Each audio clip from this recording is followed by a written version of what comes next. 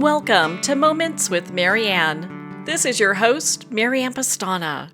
And we're here today with special guest, Dr. Rachel Turow, who's here to share with us her new book, The Self-Talk Workout: 6 Science-Backed Strategies to Dissolve Self-Criticism and Transform the Voice in Your Head. So Rachel completed a PhD in clinical psychology at the University of Oregon, a clinical internship at the Portland Veterans Affairs Medical Center, and a postdoctoral fellowship at the Mount Sinai School of Medicine. She also worked as a supervising psychologist and research scientist at Rush University Medical Center. So welcome to the show, Dr. Rachel Turow. Thank you, Marianne. Thank you so much for having me. Well, it's such an honor to talk with you about your new book, and I knew as soon as I heard about it, we needed to talk. Self-talk seems to be such a hot topic. Yeah, I've been interested in it for a while. Actually, I didn't hear that much about it when I was studying to be a psychologist.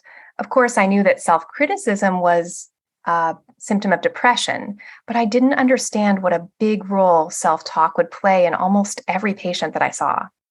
Wow, it's just amazing. And I'm so glad that we have this information now. So how does this impact health and mental health? Well, the evidence shows that self-criticism basically makes everything worse. Of course, it's normal to have things about ourselves that we want to improve or that we're working on, but most people just take it too far, where they're just sort of beating up on themselves all day long in their minds, just criticizing themselves constantly.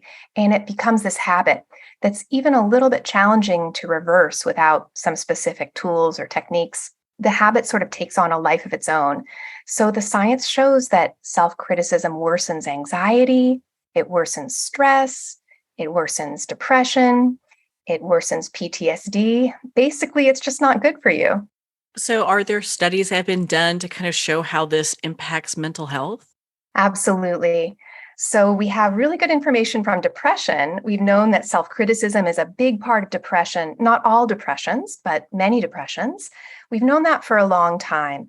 But now the evidence is really strong that self-criticism plays this role in maintaining anxiety. So for instance, if a patient comes to see me and they're feeling really anxious, they're usually not only feeling anxious, they feel bad about themselves for feeling anxious. It's terrible that I feel this way. I shouldn't feel this way.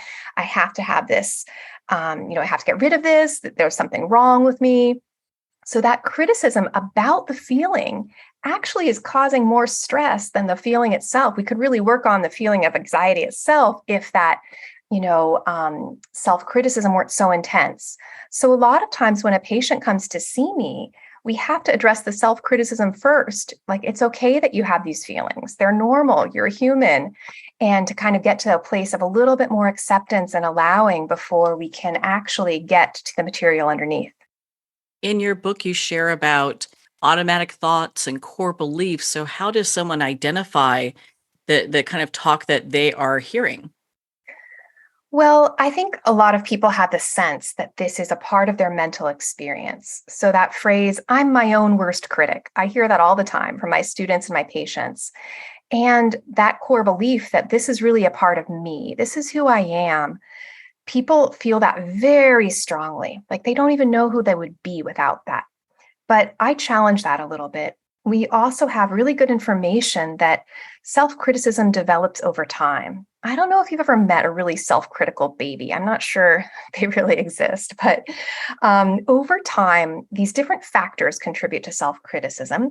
We have the negativity bias in our brain. We pay more attention to things that are difficult than things that are easy, and brains just sort of seem to be like that. We also have a culture that has a lot of competition. Very competitive. We sort of evaluate ourselves, we evaluate other people, and we're sort of used to doing that. And that becomes a habit. And then if a person experiences bullying or emotional abuse, racism, homophobia, this bad treatment sort of gets under our skin. And even if you know that it's bad treatment, it seems that people sort of keep it up. They do it to themselves. So there are these different factors that influence the development of self-criticism, but then it just sort of becomes a mental habit that we can change, but first we have to sort of notice it and believe, okay, actually it can be changed. This isn't who I am. This is just a habit that I'm used to doing. So, does this also include people who have anxiety or stress that they fall within this category of they need to work on their self talk? Yes, and of course, not everyone. And, self talk can't change all of the problems in the world. There are some just really terrible things that happen to people that no matter how well developed their mental health skills are, it's still going to feel really crummy. But absolutely, self criticism worsens stress. So, stress is difficult, but then if you tell yourself, oh, I'm so terrible, why can't I handle this? There's something wrong with me. I shouldn't feel this way, that exacerbates the stress. It makes it worse. So instead, when things are stressful, it seems that acceptance plays a really big role, not in terms of, okay, this stress is awesome, it's wonderful, I love all these stressful things in my life, but just really noticing, okay, I feel stressed, this is human, maybe I need to make a change, maybe this is just how it is right now. How can I take care of myself? So if you can meet that stress in a way that's kind and encouraging and supportive, that makes it much more helpful. And of course, if you're terribly stressed, that's a really hard time to try out a new mental skill.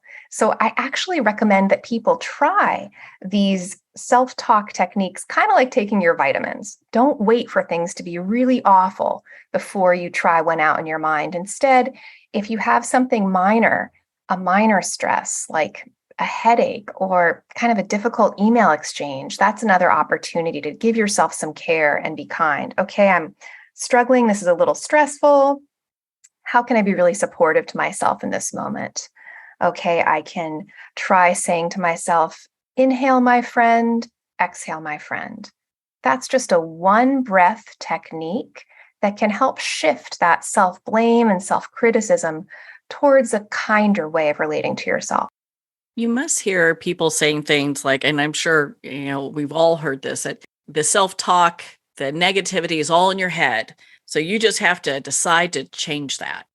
Is it that simple for people? I don't think so. I mean, I wish it were, honestly. That would be great. I think we would all just choose to be happy all the time.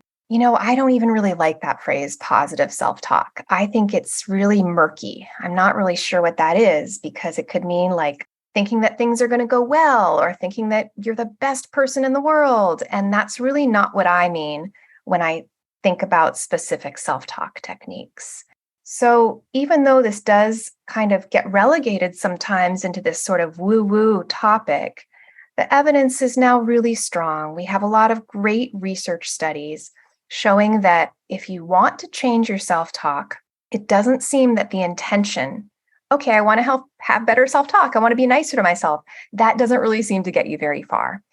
Instead, the best evidence comes from the skills of mindfulness meditation or self compassion techniques like loving kindness meditation. Those techniques have the strongest association in terms of going from more critical to self talk to more healthy, encouraging, compassionate self talk. So, what would that look like for people who maybe don't even know where to start? Like, how could they even start developing a practice of that? Well, my book, The Self Talk Workout, starts out with sort of appetizers, the smallest chunks of skills. So I mentioned that single breath technique of just saying, inhale, my friend, exhale, my friend. Another technique that I really like is called spot the success. So this is to counteract that feeling of, oh my gosh, I haven't done enough. I have so much to do. I can't even get it all done. And that kind of overwhelming, crushing agony of the to-do list.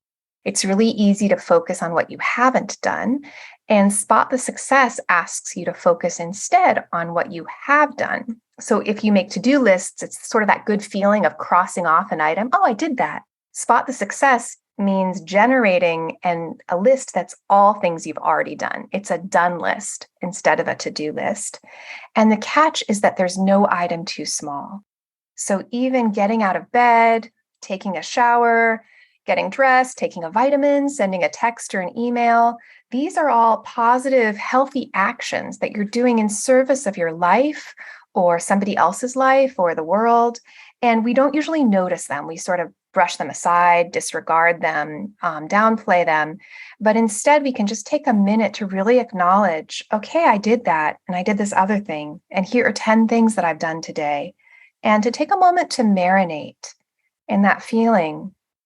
And my students who practice this exercise, spot the success, report that it helps them feel less overwhelmed by all the tasks that they have. It helps them feel more confident, more effective, and it even can energize them to do more because instead of seeing themselves as, oh, I'm not doing enough, I'm terrible, they start to see themselves as, hey, I'm doing some things here. Okay, I can do a little bit more. Great. So, in your book, you talk about self talk and self esteem. So, are those the same thing? I'm glad you asked that, Marianne. No, they're not. I know they can seem similar. When I was a kid in the 1980s, the self esteem movement was really big, and people had this idea that came out of a really helpful, kind place of good intention, thinking that if we boost kids' self esteem, if we tell them how wonderful they are, then they're going to feel better. They're going to have better mental health. And the problem was that it didn't really work. So, self esteem involves comparing yourself or evaluating yourself. You're either assessing how you stack up against other people, or you're kind of measuring how good you are in these different domains. Now, self talk or self compassion, I use the word self talk to think about how you relate to yourself. And the science indicates that comparing yourself, even if you're comparing yourself as better than other people, is activating this judging part of ourselves that does not seem to be linked with good mental health. So that judgment, putting yourself up, putting other people down, kind of being in that judging place, that can lead to a lot of anxiety, and it's not stable because even if you're, the best swimmer in elementary school, then you get to middle school and you're not the best swimmer, right? So that self-esteem that you built on evaluating and comparing, even if it was to your benefit, it's not stable across contexts. But however, being kind and encouraging and supportive to yourself, even in moments of stress and failure, that generalizes across contexts. So it doesn't matter if you move to a different group, if you're around different people, if you're, in a new job that's really difficult, because instead this habit of self-compassion or really healthy self-talk, you can take that with you. And so you're not measuring yourself like you would be if you were thinking self-esteem. It's not about how great you are. It's about how kind and supportive you are towards yourself. I really love in your book, you talk about how we can look at self talk challenges as small, medium, large. And I'd love for you to share on that with us. Sure, no problem. Well, I think that this is an area that some people have been working on for a long time.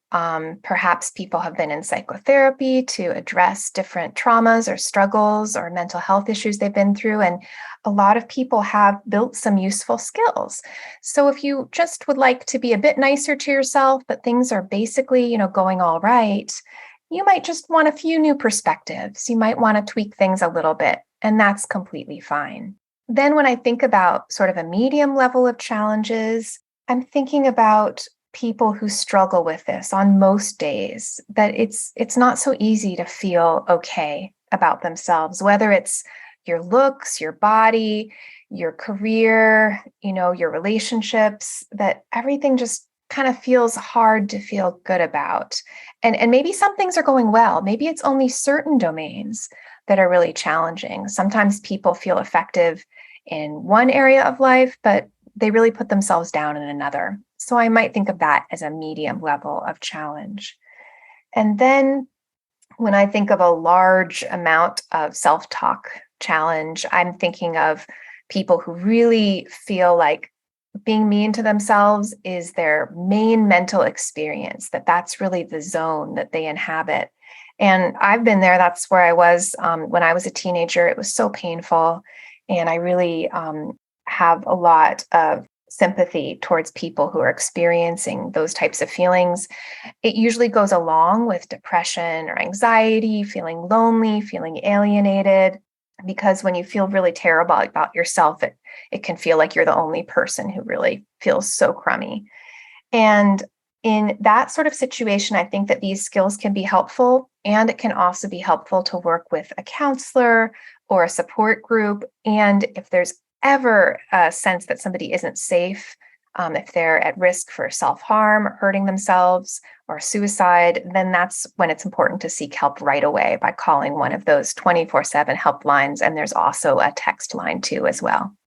Such important information to have there. And, it has me thinking a lot of times you hear people say, well, either they're being self critical of themselves or they have people who are critical of them. They're like, well, I'm just motivating you or I'm motivating myself. How useful is that? Yeah, a lot of people really do think that your self criticism is motivating you. And I mean, maybe we have that image in the movies of, a coach or a trainer who shouts at the athletes and then they do better. And we kind of shout at ourselves to do better. It's a really powerful image. And as a researcher, I think it's really compelling to look at the data. And so, even though people assume that self criticism is motivating, it is actually not associated with high levels of performance. So, people actually do better when they're more encouraging towards themselves. If you're really critical, it can lead to procrastination. I don't know if you've ever tried to write something and you can't even type because your inner editor is saying, no, that's not right. That's not okay. So some encouragement, on the other hand, leads to better outcomes. People are also rated more highly in terms of their relationships and their performance by their coworkers when they're compassionate towards themselves versus critical. So, when we get to this place, we've been practicing and we have developed healthy self talk. What are some of the benefits of that? The benefits are that we have more mental energy for other things. It can really take up a lot of your brain activity to be evaluating yourself all day long. It's kind of a drag, really. So, if we can do that a little bit less, and I'm not sure it's possible all the time to eradicate it completely, if we can do that less, then our brains and our energy levels are more free to do other things. We also experience less stress, less anxiety, less depression. So when self-criticism is reduced, mental health is increased. Right now, we're really fortunate to have a lot of clear data about that. Well, thank goodness for that. Having that healthy self-talk is so important. But, I hear about that and then I hear about toxic positivity. So, are they the same thing? Well, I think it's easy to get confused about it. So I don't think that healthy self-talk means feeling happy all the time or acting like you're happy. And I think that's what people mean by toxic positivity. Like you have to act like you feel great and growthful and have no negative thoughts or feelings. So that's not what I mean by healthy self-talk. And in fact, the last chapter of my book is called Allowing All Feelings Skillfully. So instead of toxic positivity, I hope that people can make space to allow themselves to have all sorts of feelings. And it's not always fun, but just being a human, sometimes we will get angry or frustrated or disappointed. And when those feelings come, I think it's important not to suppress them. And I think that the healthy self-talk is about acknowledging the truth, the reality of those feelings. Sometimes really bad things happen. And we read about something terrible in the news, and I think it's really weird to not have it affect us at all. Or something difficult happens in our own life. And during those times, healthy self-talk can come into action when you allow yourself to really experience that feeling, but also support yourself while you're experiencing it. So that means noticing, okay, I'm feeling really jealous. That's something I wish that I had for myself, and it's not working out for me. This is a painful feeling. And one way to cope with that feeling, instead of, pretending it's not there, shoving it away, smiling, one way to cope is to say, how can I help myself through this? Is there anything that could help me feel a little better? Or where do I feel this emotion in my body? Can I get curious about it instead of, trying to bottle it up? So there are some strategies that I introduce in that chapter, Allowing All Feelings Skillfully, to be with painful feelings more effectively. We can't get rid of them. That's not something we can do. And that toxic positivity of people who think you can get rid of all painful feelings or that you should suppress them, that can also make other people feel bad if we act like, we have to be happy all the time. They have to be happy all the time. So it's very powerful to be able to sit with somebody who's upset and just say, I'm here. I'm here for you, and not, push them to feel any certain way. That's often not helpful. We don't really want our friends to do that. And then we want to be that same kind of good friend to ourselves, to be able to be with our feelings in a supportive way. I really enjoyed reading about how the inhale, my friend, exhale, my friend really has a lot more behind it than just saying those words. Right. Those words are sort of a placeholder, and people can use their own variations. Of course, another language. I actually like to say, inhale my love, exhale my love. But one thing that the practice does is it makes your breath a little bit longer. So when we're stressed, we tend to take those like short, little shallow breaths. And then, it sounds corny, but that take a deep breath, that can really calm people down. So some people like to try to lengthen their breath during moments of stress like breathe in for 4, exhale for 8. Especially lengthening that exhale can be really effective. But there's a very long tradition of trying different breathing techniques to calm yourself down. This one I like because it adds that friendship, that kindness to the breathing sensation. So when you breathe in, inhale, my friend, you're lengthening the breath, which reduces stress. But also, it's just hard to beat up on yourself when you're calling yourself my friend. So it's training your mind, instead of being mean to yourself, to be a little bit kinder and more supportive to yourself. Well, if people are working on this practice, is there a way that they can their attention towards something that's really working for them and not get stuck with the things that aren't? Yes, I introduced 6 practices in this book, the self-talk workout, because people are really different. And so what is helpful for one person might not feel best for another. And especially for people who feel anxiety, paying attention to the breathing sometimes can make them more anxious. So they might, for instance, like the spot the success practice better, where you're listing those 10 things that you've done well today, or that you've done, that helped yourself or someone else. Also, some of the practices take a little bit more in terms of mental investment. So I do have a chapter on mindfulness meditation, and that chapter is called non-judgment, or at least a lot less judgment, because one of the ways that mindfulness meditation works, a key ingredient, is that it trains us to judge less and to judge ourselves less. So a lot of people have this assumption that mindfulness means clearing your mind, but instead it's more about noticing your mind and making some attention training changes. So you notice where your mind goes and you bring it back to the breath. And when you bring it back, you try not to get upset that your mind went away. So I'm teaching mindfulness right now. I have 40 students in 2 sections at Seattle University. And I sort of have to tell them over and over again that it's okay to be distracted if you sit down to meditate for 5 minutes. It's really hard, but you could think about this as a really tough mental workout. This is a hard mental workout. And so not everybody is going to want to do that. That's why I have other strategies. But I will say that the evidence is just so strong that mindfulness practice over several weeks, if you can do it a few times a week for several weeks, results in really powerful changes in terms of judging yourself less.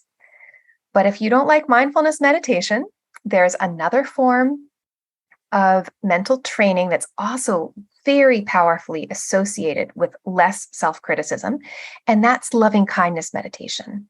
So instead of just paying attention to the breath or something else like you would do in basic sitting, breathing mindfulness meditation, for loving kindness meditation, you're instead silently repeating specific phrases to yourself, such as, may I be safe, may I be happy, may I be healthy, may I live with ease.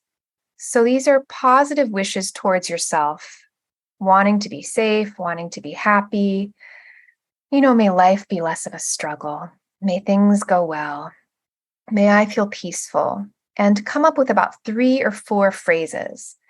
And this can sound sort of corny or hokey, and a lot of students are skeptical that this is going to work, but they try it out anyway. And even the students who are skeptical usually say that, okay, I tried this out and I did feel different afterwards. Or after a few weeks, I noticed that my roommate wasn't getting on my nerves as much, that I felt a little bit more kind in that relationship. So you can direct good wishes to yourself, but also to other people or to all beings. And I'll encourage you to look that up if you're interested. There are a lot of wonderful research studies showing that loving kindness meditation, or LKM, is linked to positive mental health benefits, especially less self-criticism, and it can also improve relationships with other people. So that's the reason I have 6 different practices, because people might be different and because some of them can be met with a little bit of resistance at first.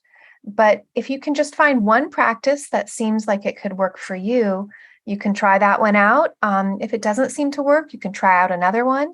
But some of the practices like mindfulness meditation or loving kindness meditation, the research shows that they have the most benefit after several weeks of practice. So while I do encourage people to kind of pick what's right for them and jump around, I also mention that some of these practices can take a few weeks before you'll see effects. So just be patient and it will happen. That's what the evidence shows. And it does happen for most people with these practices. But again, you can try a different one if that seems best for you. Do students find it easier than they believe to, either break these patterns of self-talk that they've had in the past? I honestly usually hear skepticism at first, because again, people are so identified with this self-critical part of themselves. They really believe that this is who they are. And some of these practices are different. And when you think about how we build mental habits, I mean, it's usually over years and decades. So if you have a little bit of skepticism or feel really reluctant to try something new, I really want to normalize that and validate that, yeah, it can be a little bit weird. But I tell my students, you've done other hard things in your life before. You really have. You've done so many hard things. And this is just a different kind of hard thing. So sitting down for 5 minutes and practicing, noticing how you're treating yourself in your mind and trying out one of these new skills, it'll feel a little bit weird, but it is safe. You're just sitting for 5 minutes. And maybe if you tell yourself in advance, okay, this might feel a little bit unusual at first, especially the first few practices, and that's totally normal. And I might even, get a little discouraged and say, this is so hard, or I can't do this. And I want to also communicate that that's normal. And if you can get sort of past that initial discomfort and practice for a few weeks, I think that's a good time to really check in and say, hey, am I noticing any changes here? How do people identify where they're at on like a scale of self-talk? Maybe they're with a family that's all they do, and so they've been taught that, or perhaps it's someone that doesn't really have as much as somebody else. Right. There are some research instruments that quantify levels of self-criticism.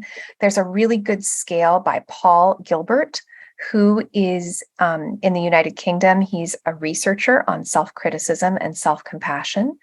So I've actually done some research at Seattle University measuring students' levels of self-criticism before and after a 4-week self-talk class.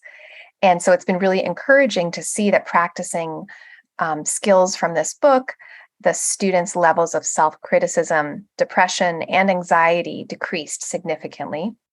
I don't think, though, that it's necessary to measure how much self-criticism you have in order to have benefits from new practices.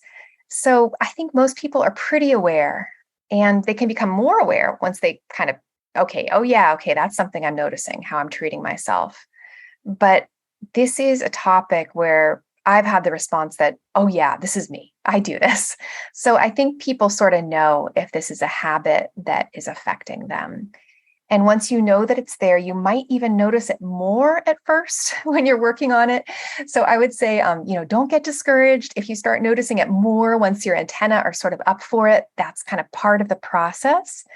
And then after you start to notice it more and try out some new ways of relating to yourself, building those new habits of talking to yourself in a more, kind, friendly, encouraging, supportive way. Once you have those new habits in place, that's when those old habits begin to fall away. You have so much great research and stories in this book. Do you have one that you'd like to share with us? Well, it was interesting because I was teaching during the pandemic. So I was online teaching, and a lot of my students were very isolated. So it was a time when a lot of people were very depressed. And I remember this one student who was trying out the loving kindness meditation, repeating those phrases of goodwill towards herself and others. And the student wrote that it helped her gradually open her closed heart and start to connect with other people. And that really struck me as very beautiful. I also had a class full of basketball players. My first meditation class that I taught at Seattle University was during the summer, where there are lots of basketball players around. And I remember, walking into that class and not realizing that it was going to be mostly athletes. And it was really neat because they really understood the benefit of practice. So, I asked them, okay, I'm not really that great a basketball player. It's kind of just luck or chance if I can get the ball in the basket. How many times would I have to practice to really, become decent at basketball? Would I have to try, like 50 shots, 100 shots? And they laughed at me, which is good. And then they're kind of like, no, you really have to do this like 10,000 times to really build this skill. And hopefully they like it. They like practicing basketball. But they really got that value of practice. And it was neat because then they could apply these self-talk skills on the court. So the response was really neat. The players told me that instead of kind of rehashing the last play and beating themselves up, oh, I should have done that, why didn't I see the person, the other player, they were more present for the next shot because they weren't criticizing themselves for what had just happened. They had developed that skill of quickly, okay, that happened, okay, back to the breath, back to playing. So these skills, they don't only train less judgment, they're also training your attention, so that you're not overly focused on what's going wrong, what you didn't do right, and you're more able to move your attention to where you want it to be. Well, that's a very important aspect of not getting stuck there. And actually, as I'm thinking about this, in your experience, where do you see people normally get stuck? I think that people don't give themselves permission to be human, to make mistakes, to be imperfect. And I think people often think it's just them. So when I worked at the Student Mental Health Center on campus, I would just have, student after student say, it's just me. Everybody else is coping just fine. And because I saw student after student say that, I could say, it's not just you. And I think that people get stuck there thinking it's just me. There's something wrong with me. So instead, I really like to emphasize that, being a person is hard, right? I mean, I don't think I know anybody who just coasts through life. Oh, nothing's ever a problem. Most of us really struggle with our own minds, our bodies, relationships, jobs. It's not always easy. And so given that things aren't always easy, how can we be friendly to ourselves and helpful and kind instead of critical? And I do see a lot of people who want to be that way. And I've been really interested in, okay, how do we move from just wanting to be more supportive towards ourselves to actually being more supportive. And that's where I'm really a proponent of specific techniques. I am kind of a research nerd. So I'm like, okay, well, what does the evidence say? Which skills actually work in becoming nicer towards yourself? And that's why I've collected this group of skills and described the research that supports them. Do you find that people have a hard time just even treating themselves with loving kindness or friendliness? I think so. It's just very different from what people are used to. But I think it's all about practice. I mean, if you've ever tried to do a new physical activity or sport or, run a marathon, it's kind of weird at first, but then it gets easier. So these are sort of like muscles. And in fact, we are talking about specific brain activity. So it's not just woo-woo or some, nebulous thing. We're talking about an actual mental workout. And it is going to feel a little bit odd or uncomfortable at first. There's even a phenomenon that some people describe with loving kindness meditation called backdraft. And that term backdraft refers to the discomfort of giving yourself kindness or love. And especially for people who didn't receive that from people where they really needed it, like, if a parent was cold or abusive, or they didn't get the support that they needed in school, environments where they were supposed to get that kindness and they didn't, people often kind of have to move through this grief when they first try to be kind to themselves. And it's sort of helpful to acknowledge, okay, this is uncomfortable because I'm not used to being treated well or treating myself well. And if it's possible to endure that discomfort, on the other side of it is more comfort, because whenever you practice anything more, it gets easier. Well, thank goodness for that. And you have such great examples in your book that kind of help people find a starting place and they're able to move forward. Thanks. It was really fun to work on this. And I'm really grateful to my students and patients who agreed to let me share their stories anonymously, because I think that those stories really bring these practices to life. These practices don't really mean much on their own. It's more about, well, what does it look like for a certain person to start a practice? And how does that change over time, how they're treating themselves inside? So it's really neat to hear the stories of my students when they work on these new skills and to notice, wow, before this would have really upset me, but I had this experience last night and I was able to, breathe for a few minutes and I was able to support myself through it. And it wasn't as bad as I thought. And hearing that, especially from, a young person, makes me think, well, if a 19-year-old can implement this new skill consciously on purpose to cope with stress, then I think a lot of other folks can do that as well. So, what if somebody wakes up and they're just, as they say, woke up on the wrong side of the bed or they're not having a good start to their day? What are they supposed to do with those emotions and feelings? I don't know that there's any one way to handle a difficult feeling like that. I think it depends on, if they just lost a loved one. It might just be really rough. It might just be allowing those feelings to exist, but in a kind context. So, okay, I'm feeling really crummy. I'm sorry. That's terrible to feel crummy. And then those little steps, we can support ourselves in the small moments. So even if you wake up on the wrong side of the bed, are you still able to get up from bed? And can you kind of give yourself a pat on the back for that? Okay, I didn't even want to get up. I remember this one time that I went to an early morning exercise class and we were lifting weights. And the instructor was really encouraging. He said, "You've already done the hardest lift of the day." And he meant getting out of bed. So I really appreciated that. Um, and I think that acknowledging those small moments, okay, this day has been really rough, but I already got through half of it. If we can treat ourselves that way rather than, okay, this is terrible that I'm feeling so bad, I should be able to cope better, it really goes a long way if we can offer ourselves support even on those hard days. That's such wise advice. I think a lot of people are struggling for different ways to deal with the emotions and feelings they have. And sometimes I would think that it's really hard to decide, okay, which way do I go? I think so. And that's one of the reasons that I think it's really helpful to build some of your practices on days that aren't so hard. And it doesn't have to be this serious investment of time. Okay, I'm going to meditate for, 5 hours a day. Not at all. I don't think that we have to do that. I think it's more about, getting into a routine.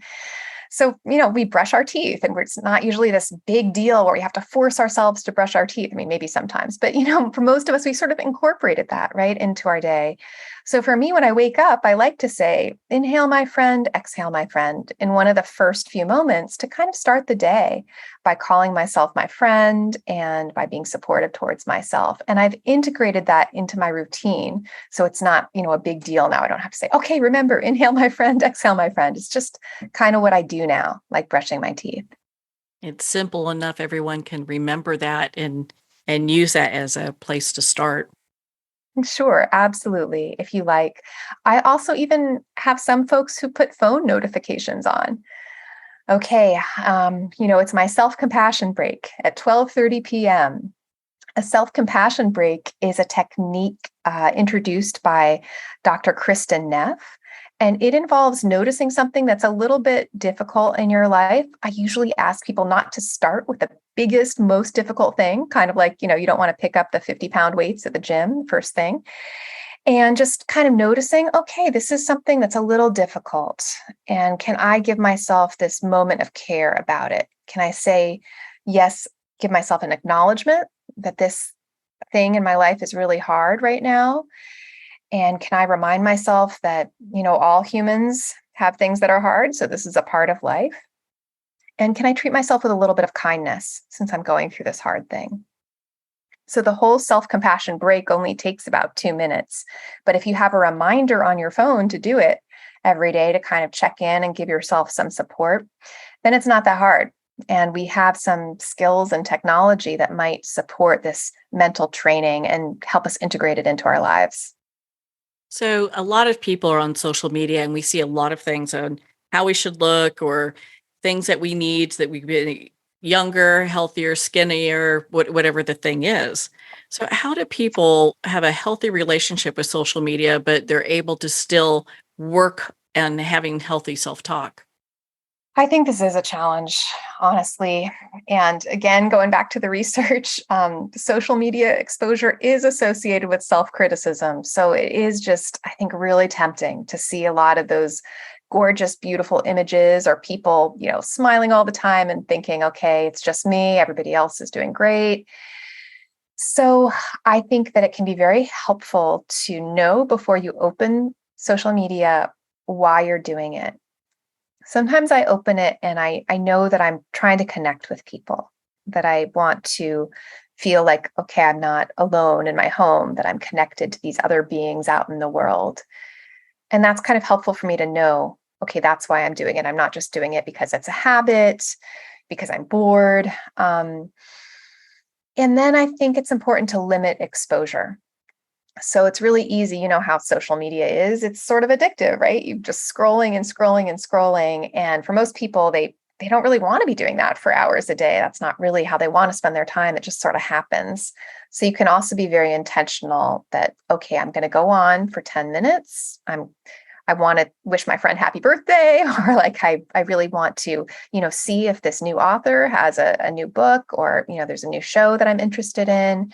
So you have this intention and purpose when you open social media, and then hopefully give yourself a time limit for when you're going to close it.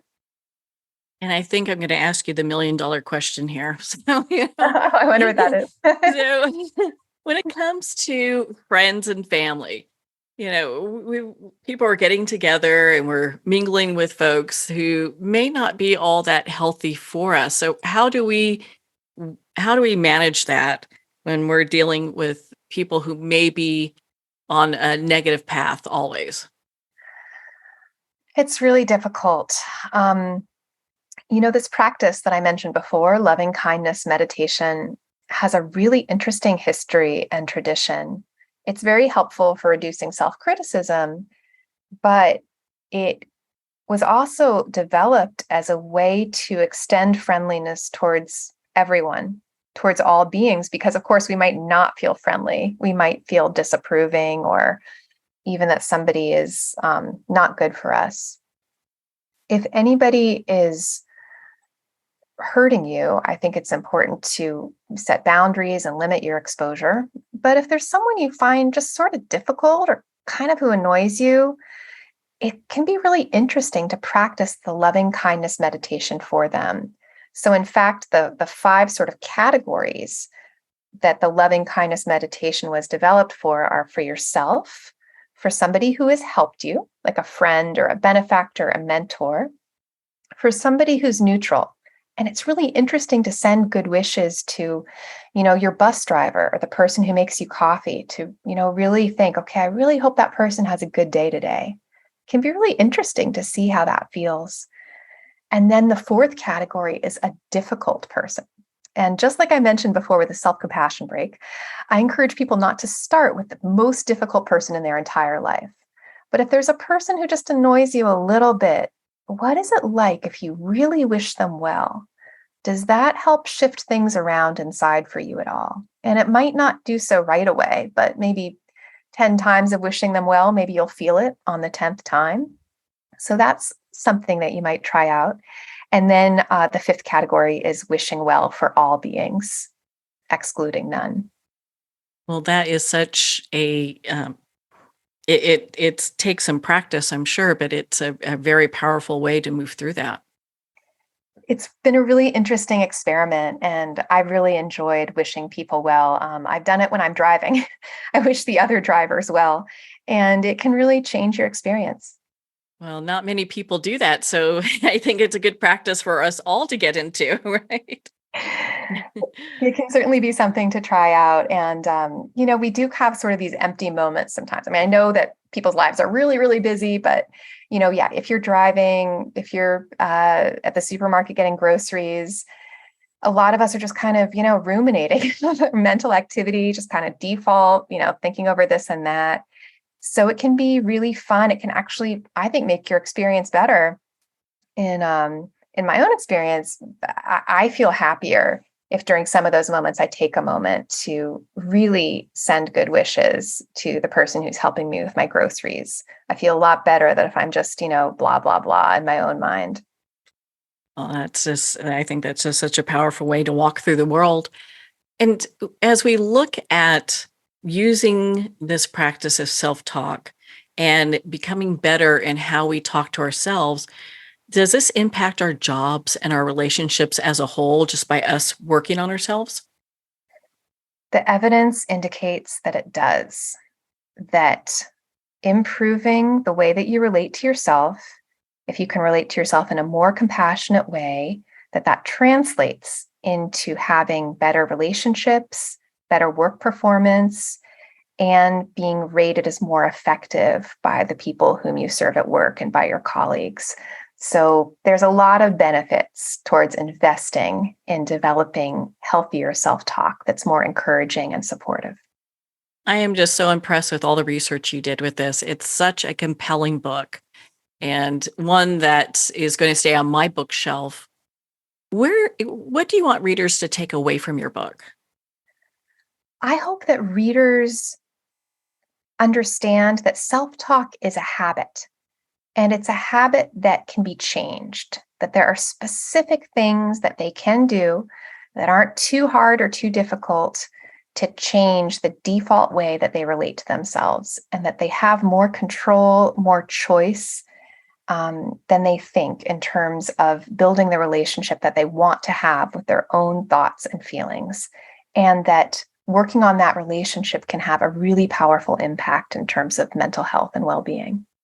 Rachel, where can our listeners connect with you and be part of your community and learn more about your work? I have a website. It's rachelturow.com. And I'm also on LinkedIn as Rachel Goldsmith Turow. So I'd be very glad to hear from readers as they try out these different strategies. You can let me know which ones worked for you or if you have any questions about them. Well, Rachel, thank you so much for taking the time to be on the show with us here today. Thanks so much, Marianne. Thanks for having me. It's been so much fun to speak with you. Well, thank you, Dr. Turow. It has been such an honor to spend this time with you and to talk about your new book, The Self-Talk Workout. 6 science-backed strategies to dissolve self-criticism and transform the voice in your head. Make sure to visit Dr. Rachel Turow's website at Rachel Turow, that's spelled TUROW.com. Be part of her community, learn more about her work, and understand how you can transform your life. The Self-Talk Workout is available at Amazon, Barnes & Noble, and all indie retailers. And remember to support our indie bookstores. You can also purchase this book from the publisher, Shambhala Publishing, at shambhala.com. On that note, we're going to pause here for a quick break, and we'll be right back after this message.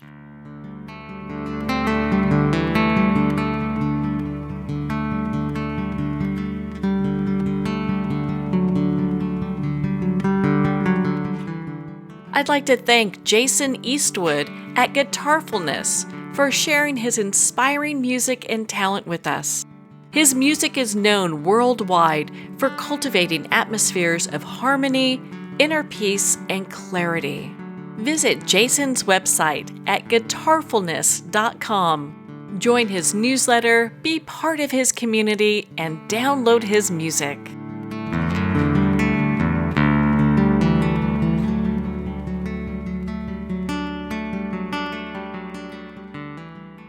Well, we're at the end of our time today.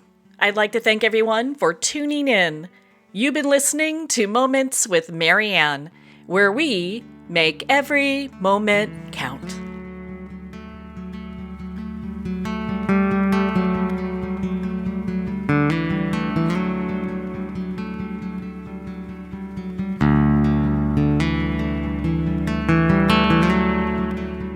In a single moment, your life can change. Moments with Marianne is a transformative hour that covers an endless array of topics with the best of the best. Her guests are leaders in their fields, ranging from inspirational authors, top industry leaders, and business and spiritual entrepreneurs. Each guest is gifted and a true visionary. A recognized leader in her own work, and while teaching others to develop, refocus, and grow, Marianne will bring the best guest and sometimes a special surprise. Don't miss this. You never know just which moment will change your life forever.